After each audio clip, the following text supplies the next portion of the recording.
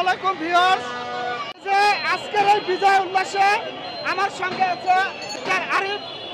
1971 সাল দেখিনি, তাতে কি হয়েছে, কিন্তু 2024 সালে এসে আমি সেই 1971 সালের সেই স্বাদ পেয়েছি।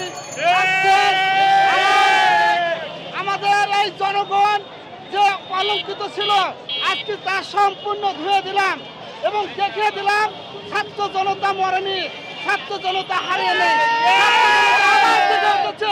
ছাত্র জনতা যদি একবার ডাকে তাহলে বাংলাদেশ কেন গোটা বিশ্বকে ধ্বংস করে দিতে পারে। ছাত্র জনতা এবং সকল শ্রেণীর পেশার মানুষ তারা আমাদেরকে সহযোগিতা করার জন্য আজ আমরা এই সেই কাঙ্ক্ষিত বিজয় লাভ করেছি। সেই জন্য সকলকে অন্তস্থ থেকে অনেক ধন্যবাদ। আজকের এই যে বিজয় আপনারা যেভাবে ছিনিয়ে নেন, আজকের এই মুহূর্তে আপনার কেমন লাগতেছে? আমাদের তো অনেক বেশি ভালো লাগছে, বিশেষ করে আমার এই বাচ্চার ভবিষ্যতের জন্য আমি অনেক বেশি খুশি। আর যারা এই শুরু থেকে শেষ পর্যন্ত ছিল তাদের প্রতি আমি অনেক বেশি কৃতজ্ঞ। আর যেসব মায়েদের মুখ খালি হয়ে গেছে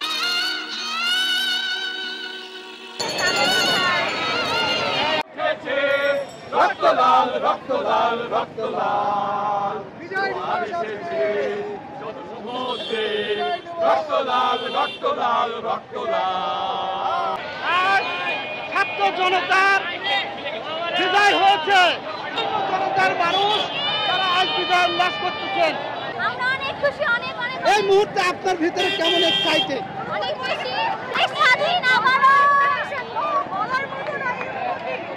আমি হচ্ছে 24-এর বীর যোদ্ধার এই যে সেনাবাহিনী কাকে বলে, আর্মি কাকে বলে, তারা বাংলাদেশকে নতুন ভাবে আবার সেই উপহার দিয়েছে। তাদের কাছে আমরা অসংখ্য ধন্যবাদ কৃতজ্ঞ।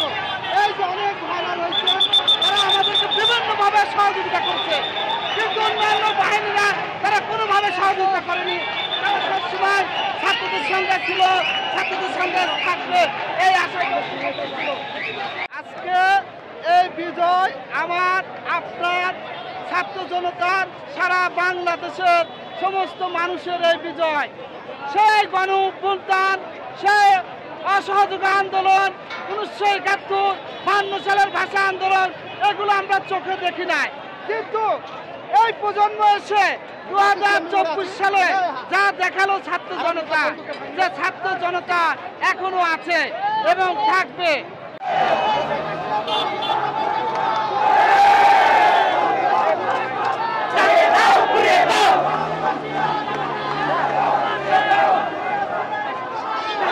আজকে শুধু আনন্দ আর আনন্দ, দুঃখ আমরা ভুলে গেছি। আমাদের ভাইদের